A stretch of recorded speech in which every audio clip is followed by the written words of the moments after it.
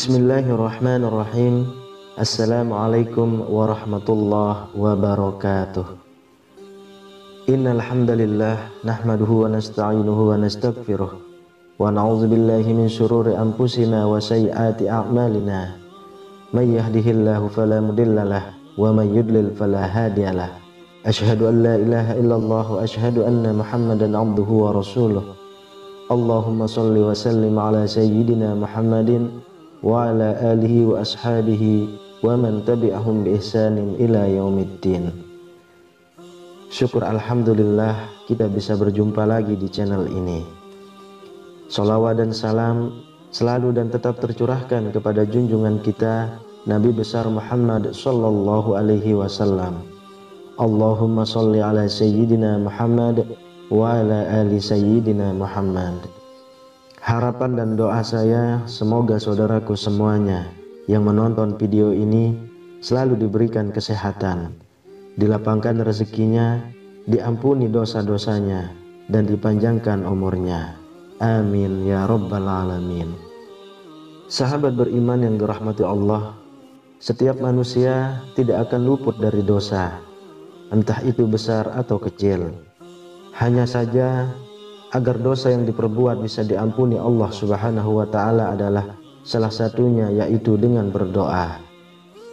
Dari Anas bin Malik radhiyallahu anhu berkata, saya mendengar Rasulullah pernah bersabda, Allah Subhanahu wa ta'ala berfirman, wahai anak Adam, selama engkau berdoa kepadaku dan selama engkau berharap kepadaku, maka aku akan mengampuni dosa-dosa yang ada pada dirimu dan aku tidak peduli. Wahai anak Adam, kalau seandainya dosa-dosamu sangatlah banyak sampai ke awan yang ada di langit, kemudian engkau meminta ampun kepadaku, maka aku akan mengampuni engkau. Wahai anak Adam, kalau seandainya engkau datang kepadaku dengan membawa dosa-dosa sebesar bumi, kemudian engkau bertemu dengan aku dalam keadaan tidak berbuat syirik kepadaku sama sekali, maka aku akan mendatangi engkau dengan ampunan pula sebesar bumi. Hadis riwayat At-Tirmizi. Hadis di atas menjelaskan tentang betapa agungnya sifat Maha Pengampun yang dimiliki oleh Allah Subhanahu wa ta'ala atas semua dosa-dosa yang telah diperbuat oleh manusia. Meskipun perbuatan dosa yang dilakukan manusia sangat besar, sebesar bumi atau setinggi langit, akan tetapi jika manusia tersebut bertaubat dengan sebenar-benarnya kepada Allah Subhanahu wa ta'ala, maka niscaya Allah Subhanahu wa ta'ala akan mengampuni dosa-dosa tersebut. Arti dari taubat yang sebenar-benarnya adalah bahwa manusia tersebut menyesali, meninggalkan, serta berjanji untuk tidak mengulangi lagi perbuatan dosa yang pernah ia lakukan. Lalu adakah dosa-dosa yang dilakukan manusia akan tetapi Allah Subhanahu wa ta'ala tidak akan mengampuni dosa-dosa tersebut? Jawabannya adalah ada. Yang pertama adalah syirik. Syirik merupakan perbuatan yang menyekutukan Allah dengan sesuatu, misalnya dengan berhala maupun makhluk-makhluk ciptaannya. Orang yang melakukan dosa syirik disebut musyrik. Syirik digolongkan menjadi dosa yang sangat besar, dan Allah Subhanahu wa ta'ala tidak akan mengampuni dosa ini. Hal ini sebagaimana firman Allah Subhanahu wa ta'ala, Allah tidak akan mengampuni dosa syirik atau mempersekutukan Allah dengan sesuatu, dan Dia mengampuni dosa selain itu bagi siapa yang Dia kehendaki. Dan barang siapa mempersekutukan sesuatu dengan Allah, maka sungguh dia telah tersesat jauh sekali. Quran Surah An-Nisa ayat 116. Lalu yang kedua, menuduh wanita solehah telah berbuat zina. Zina merupakan perbuatan bercampurnya laki-laki dan perempuan tanpa adanya ikatan pernikahan. Ini adalah dosa yang sangat besar, dan sebagai hukumannya maka pelaku zina akan mendapatkan hukuman dari Allah Subhanahu wa ta'ala, baik itu selama mereka di dunia maupun ketika mereka berada di akhirat kelak. Lalu bagaimana jika ada seseorang yang menuduh seorang wanita solehah telah melakukan perbuatan zina, Allah Subhanahu wa Ta'ala telah berfirman, dan orang-orang yang menuduh perempuan-perempuan terhormat berbuat zina, kemudian itu tidak mengemukakan 4 saksi, maka hendaklah mereka didera 80 kali deraan, dan janganlah diterima kesaksian dari mereka selama-lamanya. Itulah orang-orang fasik. Quran Surah An-Nur ayat 4. Yang ketiga, sihir. Dosa yang tidak terampuni selanjutnya adalah sihir. Sihir tergolong ke dalam perbuatan dosa yang sangat besar, karena sihir merupakan salah satu perbuatan setan, dan orang yang melakukannya termasuk ke dalam golongan orang-orang kafir.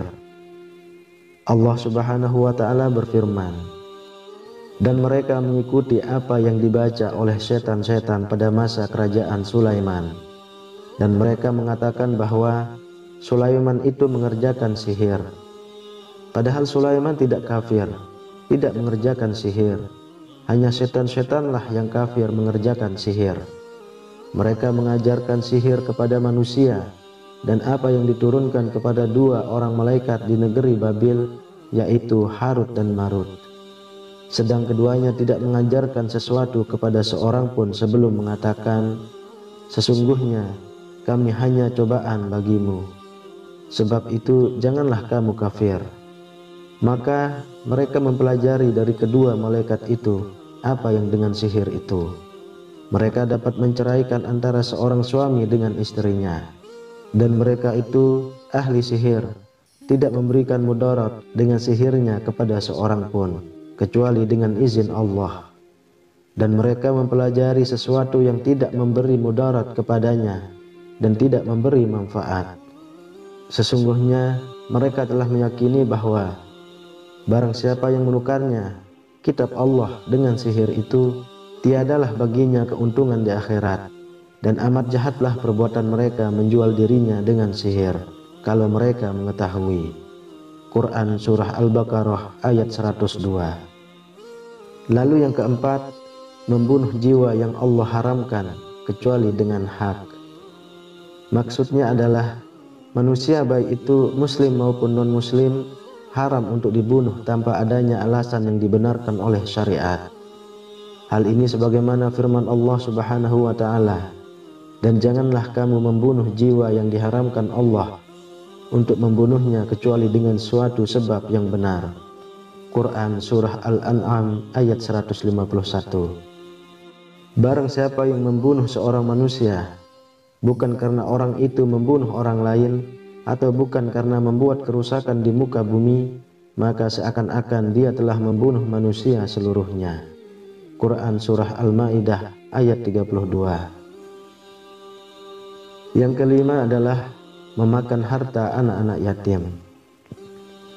Memakan harta yang menjadi hak anak-anak yatim dengan cara yang batil adalah termasuk perbuatan zalim, dan itu merupakan dosa yang sangat besar.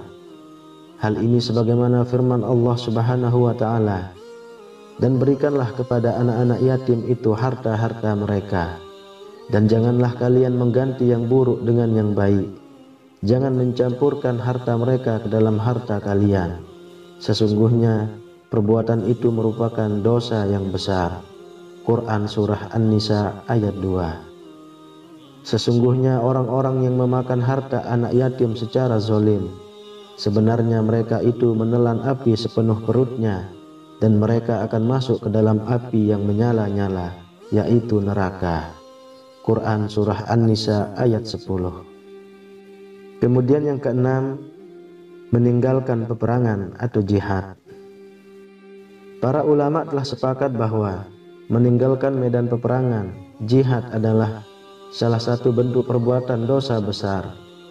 Allah Subhanahu wa Ta'ala juga telah berfirman terkait hal ini, hai orang-orang yang beriman, apabila kamu bertemu dengan orang-orang yang kafir yang sedang menyerangmu, maka janganlah kamu membelakangi mereka mundur. Barang siapa yang membelakangi mereka mundur di waktu itu, kecuali berbelok untuk siasat perang atau hendak menggabungkan diri dengan pasukan yang lain, maka sesungguhnya orang itu kembali dengan membawa kemurkaan dari Allah, dan tempatnya adalah neraka jahanam, dan amat buruklah tempat kembalinya. Quran Surah Al-Anfal ayat 15-16. Sahabat beriman yang dirahmati Allah, demikianlah 6 dosa yang tidak akan diampuni oleh Allah Subhanahu wa Ta'ala walaupun dengan bertaubat.